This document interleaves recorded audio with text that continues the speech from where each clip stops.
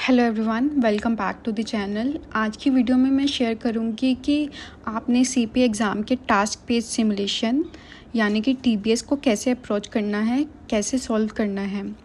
अगर आप टीबीएस देखते ही पैनिक हो जाते हो या फिर आपको एग्जिबिट्स इतने ज़्यादा लगते हैं कि आप कंफ्यूज हो जाते हो और समझ नहीं आता कि कहाँ से स्टार्ट करना है, तो आप राइट चैनल पे हो और आपके लिए ये वीडियो बहुत हेल्पफुल रहेगी।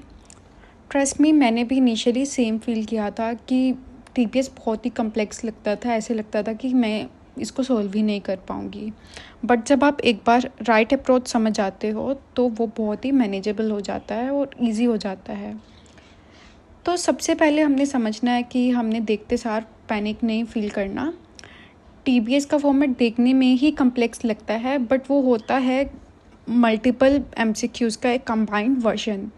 ठीक है, तो उसमें मल्टीपल एग्जिबिट्स होते हैं, लॉन्ग पैराग्राफ्स होते हैं, डॉक्यूमेंट्स होते हैं, सब कुछ इकट्ठे होता है। बट हमने उसको एक ह्यूज क्वेश्चन की तरह नहीं देखना, यही मेन ट्रिक है। तो आपको उसको डिवाइड कर देना है पार्ट्स में। तो टीबीएस सॉल्व करने से पहले सबसे इम्पोर्टेंट स्ट्रैटेजी है कि उसको पार्ट्स में डिवाइड करना। हर पार्ट को हमने एक सेपरेट क्वेश्चन के जैसे समझकर ही सॉल्व करना है। जब आप एक टीबीएस को देखते हो तो आप उसको अगर इंटायर सिमुलेशन के जैसे देखोगे तो डेफिनेटली आपको वो बहुत डिफ़िकल्ट लगेगा। बट जब आप उसको इंडिविजुअल रिक्वायरमेंट्स के अकॉर्डिंग सॉल्व करोगे वन बाय वन, तो आपके लिए वो बहुत इजी हो जाएगा और आपका बहुत ज़्यादा टाइम सेव होगा।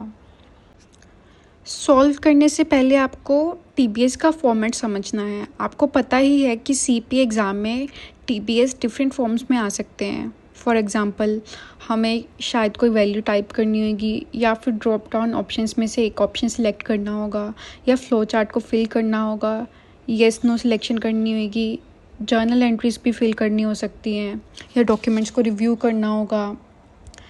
कुछ भी हो सकता है, राइट। तो पहले तो आपको फॉर्मेट को समझना है और ऐसे ही हमने चेक करना है कि आंसर को किस फॉर्मेट में फिल करना है। कि अकाउंट की वैल्यू नील है तो ज़ीरो लिखना है या फिर उसको ब्लैंक लीव करना है, राउंडिंग रिक्वायर्ड है या नहीं, नेगेटिव वैल्यूज़ ब्रैकेट में लिखनी है या माइनस साइन से। तो बहुत बार स्टूडेंट्स कंसेप्चुअली तो करेक्ट होते हैं बट मार्क्स लूज़ कर देते हैं बिकॉज वो इंस्ट्रक्शंस नहीं फॉलो करते। तो ये सबसे ज़्यादा इम्पोर्टेंट आपके लिए कि आपने समझना है कि आंसर किस फॉर्मेट में फिल करना है, क्योंकि उसका भी फ़ायदा नहीं है कि आपको कंसेप्ट्स तो क्लियर हो बट आप इतने इग्नोरेंट हो जाओ या फिर इतने कॉन्फिडेंट हो जाओ कि हाँ आप इंस्ट्रक्शंस ही फॉलो ना करो और आप सही आंसर जानते हुए भी मार्क्स लूज़ कर दो because of the format. Then you have to understand the ask of the question. You only have to focus on the relevant information.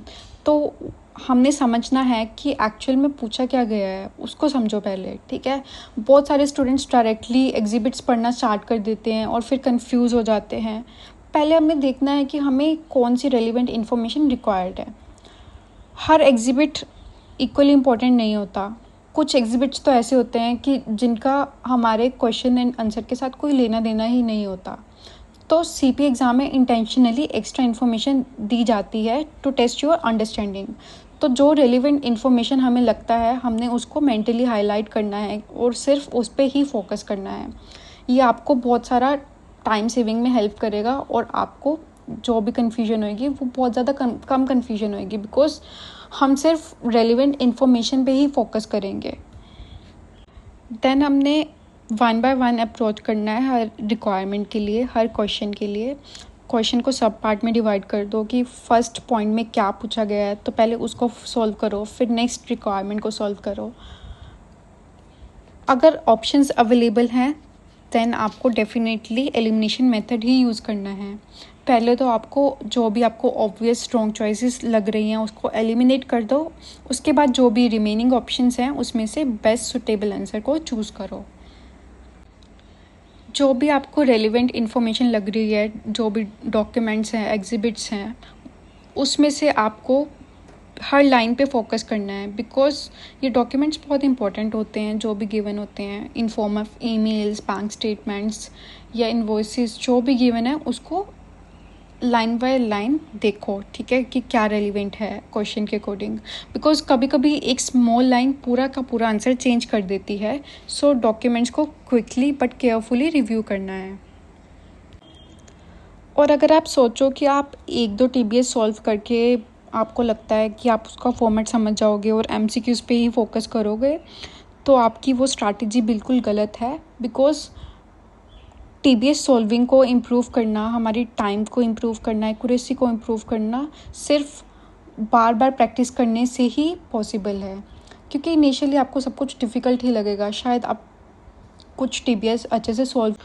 और अगर आप सोचो कि सिर्फ आप एमसीक्यूज़ पे ही फोकस करोगे, आप टीबीएस पे उतना फोकस ही नहीं करोगे, क्योंकि ये टाइम वेस्टेज है, आपको समझ ही नहीं आ रहा है, कोई भी फॉर्मेट हो सकता है और कम्प्लेक्स है, तो आप गलत हो इस चीज़ में। बिकॉज अगर आपको सीपीए एग्ज़ाम पास करना है तो आपको इक्वली इम्पोर्टेंस देनी पड़ेगी एमसीक्यूज़ को भी और टीबीएस को भी, बिकॉज आपको पता ही है परसेंटेज कैसे इक्वली डिवाइड होती है टीबीएस एंड एमसीक्यूज़ में। तो ओवरऑल टीबीएस सॉल्व करने की अप्रोच यही है कि सबसे पहले तो पैनिक नहीं करना है, सिमुलेशन को पार्ट्स में डिवाइड करो, इंस्ट्रक्शंस को केयरफुली रीड करो और एक्चुअल आस्क क्या है आइडेंटिफाई करके रेलिवेंट इन्फॉर्मेशन पे ही फोकस करो। और जहाँ पर भी पॉसिबल है एलिमिनेशन स्ट्रैटेजी का यूज़ करो and do lots of practice. यही आपको हेल्प करेगा कॉन्फिडेंस बिल्डअप करने में और टीबीएस को ईजिली सॉल्व करने में। I hope this video helped you to understand how to approach task-based simulations more effectively, and अगर आपको ये वीडियो हेल्पफुल लगी तो please make sure to like, share and subscribe.